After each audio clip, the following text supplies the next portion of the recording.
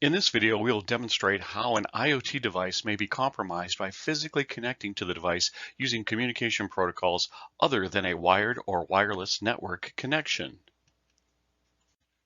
A word about hardware versus software exploits. The differences between hardware exploitation and software exploitation are quite significant, with the most important being that to find vulnerabilities and exploits in hardware, you will need to have the physical device with you. Another factor that increases the complexity of working with hardware security is the amount of resources publicly available around hardware security. Another thing to note, in terms of hardware-based vulnerabilities, is that they are relatively tougher to patch. And so when it comes to the vendors, the makers of these devices, sometimes it's impossible without a complete replacement of the device for the end user. In our case, we'll use the Raspberry Pi 3B+. This will be our stand-in for an IoT device. Well, in fact, a Pi could be used for controlling and monitoring many types of equipment. It's important that security is in place at the forefront when designing a system, configuring a system, and positioning these types of devices. In this case, we will see where the setup of this device, security was not taken into account. In fact, it was kind of an afterthought. In fact, I think we'll see multiple issues. As mentioned earlier, we're going to need a special cable to connect between our laptop, where we'll be creating the login shell, to the Raspberry Pi. In this case, we're going to use a USB to TTL serial cable, also sometimes called a debug or console cable. This particular one is made by Adafruit, and it's Adafruit product ID 954 if you happen to be interested in purchasing them. They cost anywhere from around $7 to $10.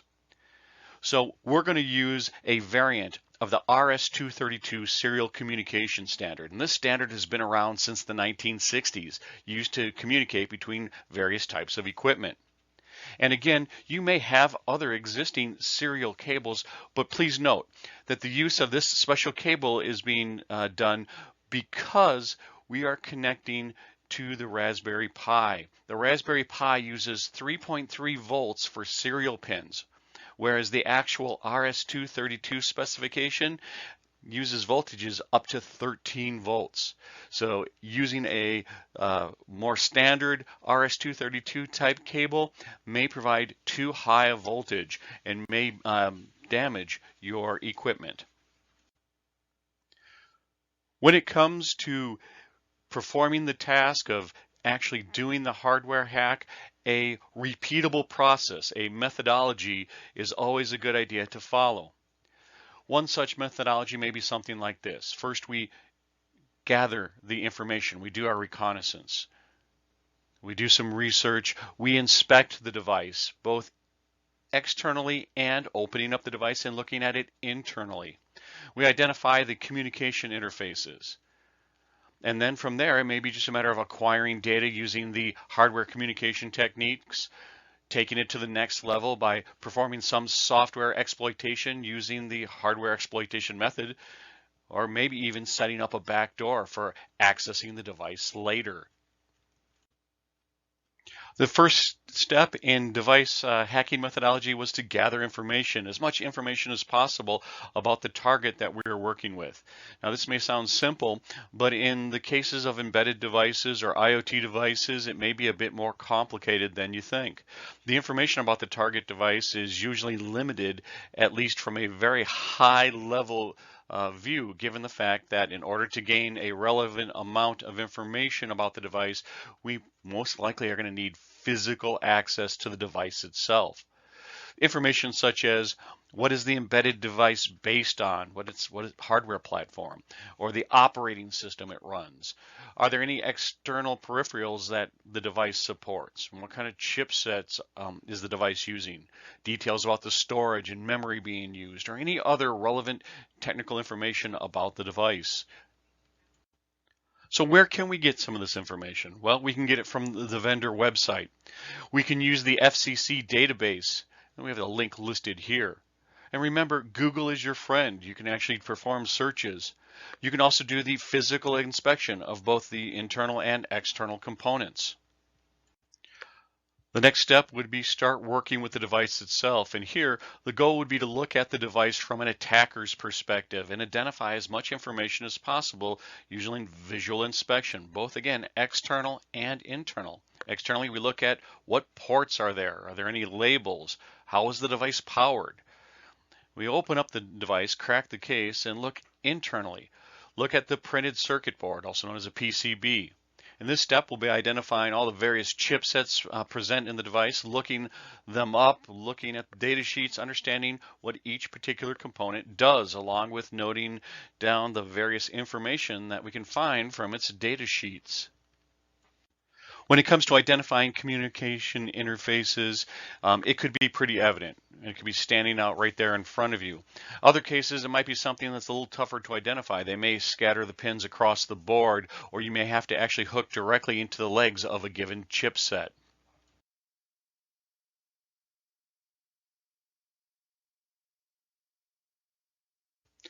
Once we've identified communication protocols or the interface to use, we can use a specific set of tools to communicate with the target device over the given protocol and interact with the target, or even read and write information to a given chip. So again, depending on the interface under scrutiny, we'll be using different techniques to connect to and acquire useful data for penetration testing. Some of the more commonly found interfaces include UART, JTAG, SPI, I2C, and OneWire. So for our project here, we're going to concentrate on UART. UART is the Universal Asynchronous Receiver Transmitter. UART is one of the most common communication protocols found on embedded devices. And typically we're looking for 4 pins next to each other. So in this case, the actual pins can be found by doing a simple Google search. Right? A simple Google search will reveal what the pins are and how we need to attach to our Raspberry Pi 3B+.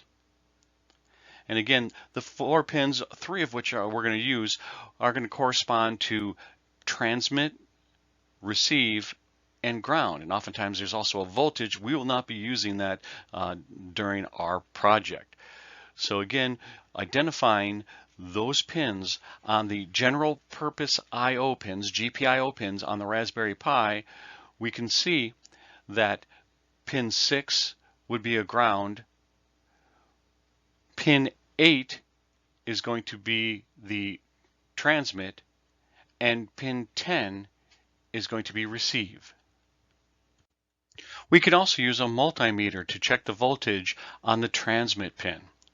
Remember what we said earlier, the Raspberry Pi uses 3.3 volts for serial pins.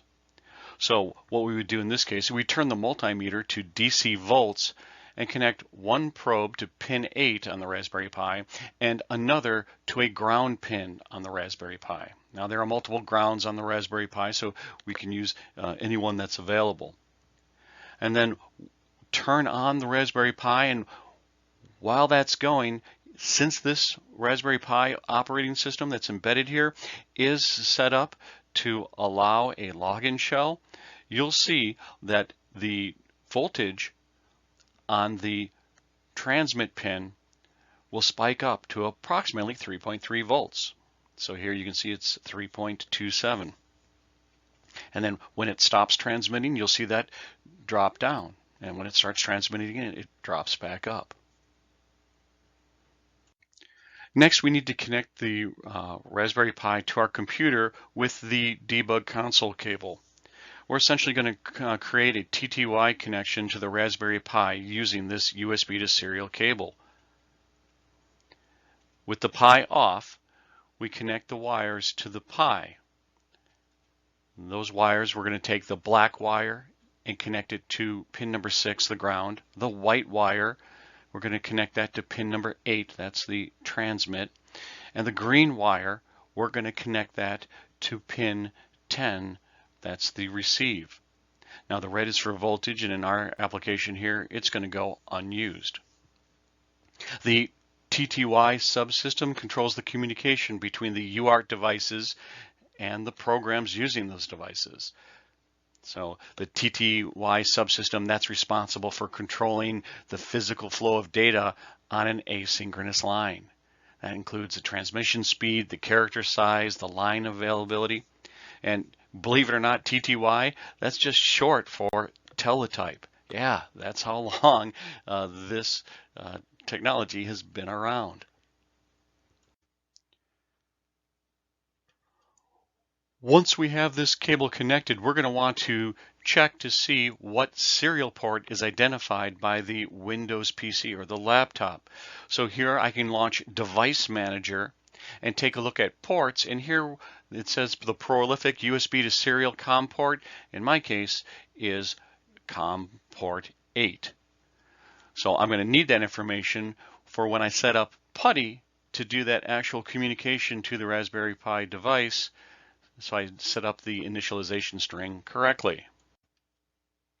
So I need to configure PuTTY with the following settings. The port is going to be the port that we detected in Device Manager, in my case, COM port 8. The baud rate, that's bits per second, we're going to set that to 115,200.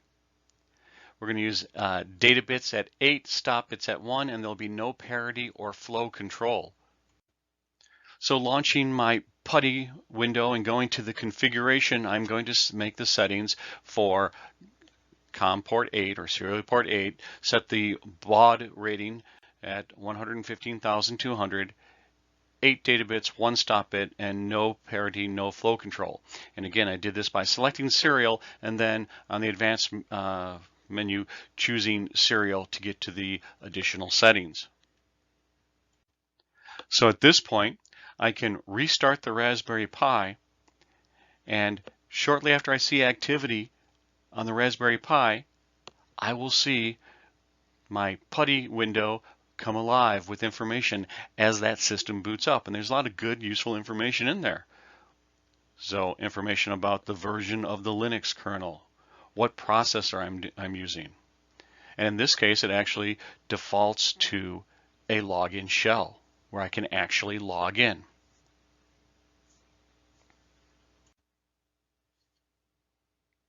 So if this was an embedded device, there would be many security issues. So as we saw from the get-go, the default username and password is set up for the Raspberry Pi OS. It hasn't been changed to a different username or a much more secure password.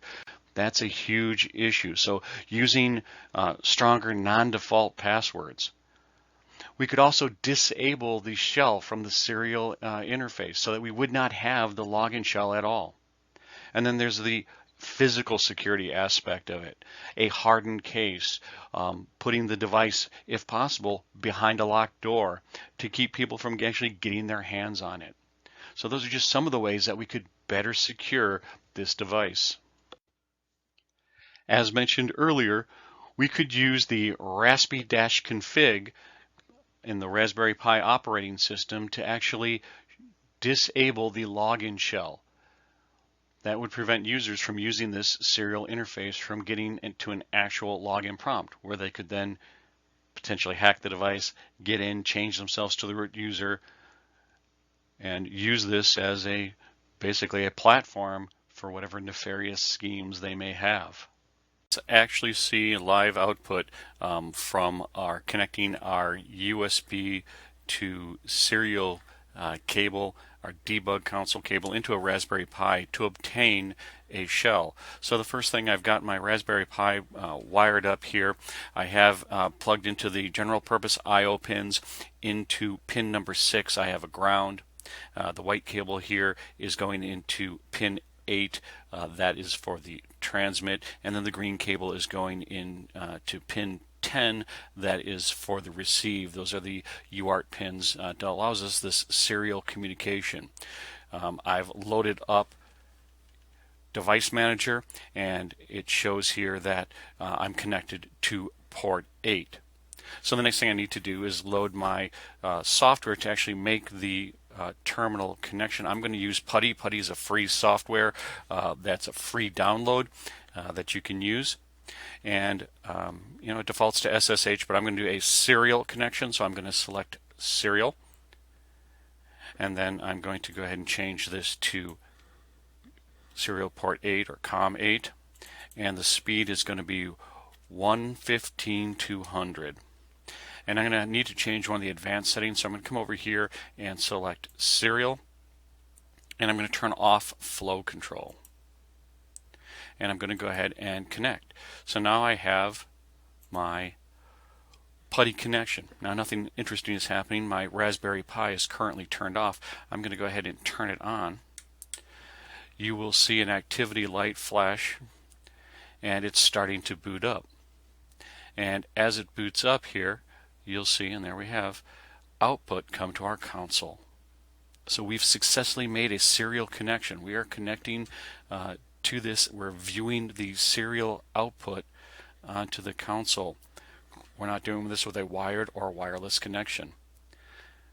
Now this particular device is loaded up with some Raspberry Pi operating system configured for a Cisco product that they use in some of their trainings. You may have heard of it. It's the PL app, and it requires an address, so it is connecting to a wireless network to get that address, but then it takes us here to a login screen.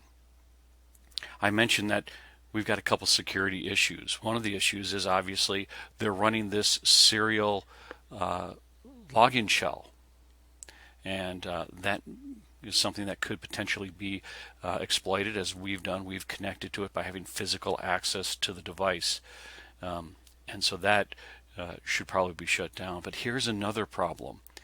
I want you to go ahead and Google and see what the default Raspberry Pi username and password is. The default Raspberry Pi username and password. So if I go to our friend Google,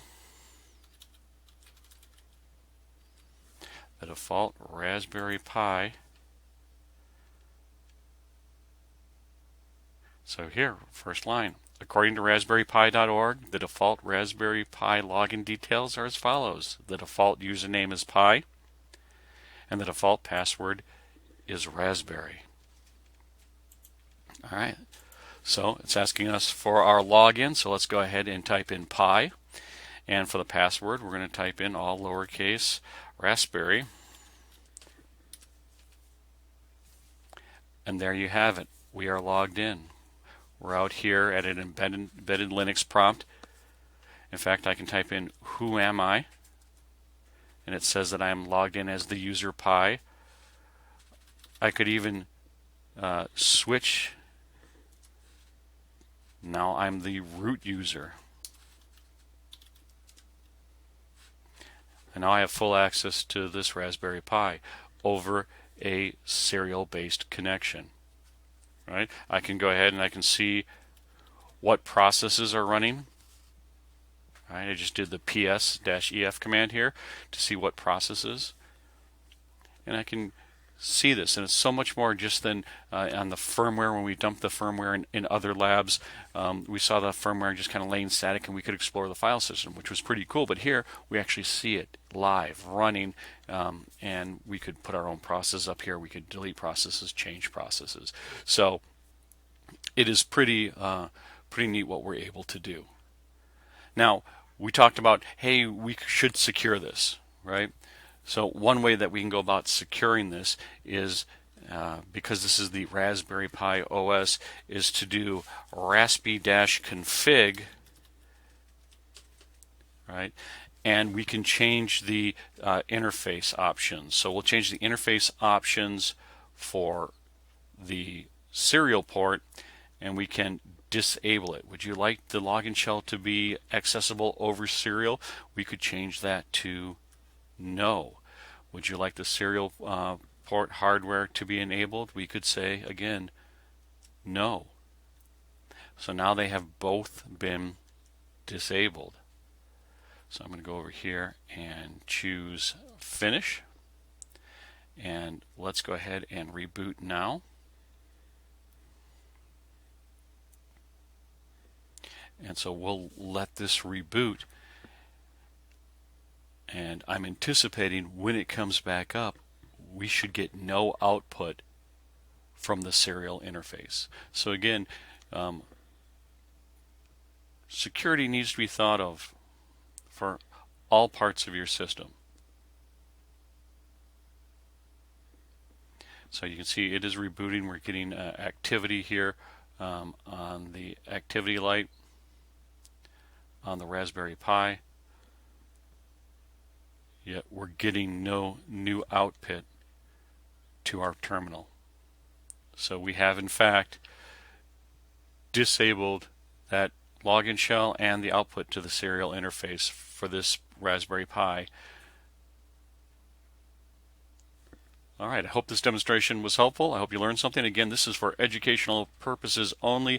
Always make sure that you're practicing ethical hacking techniques. Take care. So in summary, hardware is a key component of an IoT solution, and exploiting hardware often requires access to the physical device. And like other exploits, it's best to follow a standard methodology. Understanding electronics is key to understanding hardware hacking, and different techniques to identify, connect to, and acquire useful data are required for different communication interfaces. The most common interfaces that we see out there are UART, JTAG, SPI, I2C, and OneWire. And in this exercise, we focused on the UART, or serial interface.